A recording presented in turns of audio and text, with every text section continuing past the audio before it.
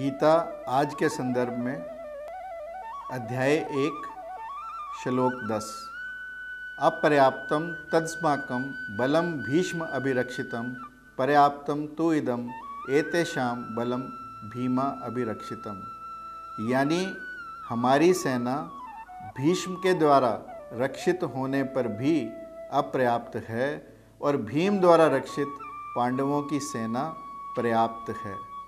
आप विचारें कि यहाँ कौरवों की सेना भीष्म द्वारा रक्षित है। भीष्म जिसने परशुराम को, जिन्होंने 21 बार इस पृथ्वी को क्षत्रिय विहीन किया, उनको भी हराया और उनके जैसा कोई योद्धा नहीं, उनके जैसा कोई सेनापति नहीं, उनके जैसा कोई युद्ध रणनीतिकार नहीं, परंतु दुर्योधन को अभी भी शंका है। वो इतना सब कुछ होने के बाद भी शंका से पीड़ित है और पांडवों की सेना को वो भीम द्वारा अभिरक्षित मानता है। यानी दुर्योधन के दिमाग में न अर्जुन का डर है, न युधिष्ठिर का डर है और ना ही किसी और का डर है। भगवान कृष्ण का भी डर नहीं है। वो केवल पांडवों की सेना को भीम द्वारा अभिरक्षित मानता है। सावन के अंधे को हरा ही हरा दिखाई देता है। दुर्योधन जानता है कि भीम उसके तल का व्यक्ति है।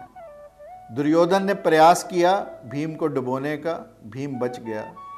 भीम ने कई बार दुर्योधन को हराया और इसके बाद भी भीम की प्रतिज्ञा जो उसे सताती है, जिसमें उसने कहा द्रौपदी को कि वो इनकी छाती का लहू लेकर द्रौपदी के बालों को गुथेगा। ये जो डर है, ये जो शंका है, जब जब हम किसी काम के लिए जाएं, यदि हमें डर सताए, फियर सताए, यदि हमारे मन में शंका हो और वो शंका भी अपने सेनापति के प्रति, यानी जो हमारी टीम में लोग काम करते हैं, यदि हम उनमें जो मुख्य लोग हैं उन पर भी यदि शंका करें, सस्पिशन करें, तो निश्चित तौर पर हम किसी युद्ध को नहीं जीत पाएंगे।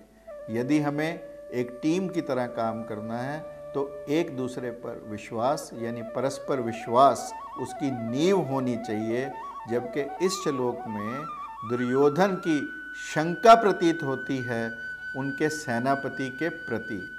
और जब जब हम शंका करते हैं, चाहे वो शंका भगवान पर ही क्यों ना हो, तब तब हमारे दिन उल्टते हैं। एक व्यक्ति था जो भगवान पर बहुत विश्वास करता था। एक दिन नाव से वो समुंदर में बहुत आगे निकल गया। समुंदर जोरों पर उफान पर था, लहरें तेजी से आई और उसकी नाव को तोड़ गई। सेफ्टी जैकेट डालकर, सेफ्टी ट्यूब डालकर वो किसी टापू तक पहुंचा जो निर्जन टापू था, जहां पर किसी का वास नहीं था। अब उस व्यक्ति ने उस टापू पर रहना शुरू किया। जो कंदमूल मिले वो खाने शुरू किए। कुछ दिन तो ठीक से बीते, परमात्मा का भजन करता रहा, पर अंततः उसके मन में शक आने लगा कि परमात्मा पता नहीं किसी को भेजेगा या नहीं भेजेगा। तो उसने इसे अपनी नियति मान लिया और उसी टापू पर एक झोपड़ी बनाकर उसने रहना शुरू किया। और जो पहली रात उसकी बीती, जोर से बिजली आई, बिजली गिरी और उसकी झोपड़ी जल गई। अब उसका मन परमात्मा से और खिसका। उसके मन में ये आया कि तूने झोपड़ी बनाई, वो झोपड़ी भी जल गई, परंतु फिर भी उसने मन तो डोला, परंतु परमात्मा के प्रति अपने विश्वास को बनाए रखा। अगले दिन सुबह जब हुई तो उसने देखा कि एक पूरी नौका लोगों की वहाँ पर पहुँची जो कहने आए कि हम तुम्हें यहाँ से ले जाने आए हैं। तो उसने प्रभु का धन्यवाद किया।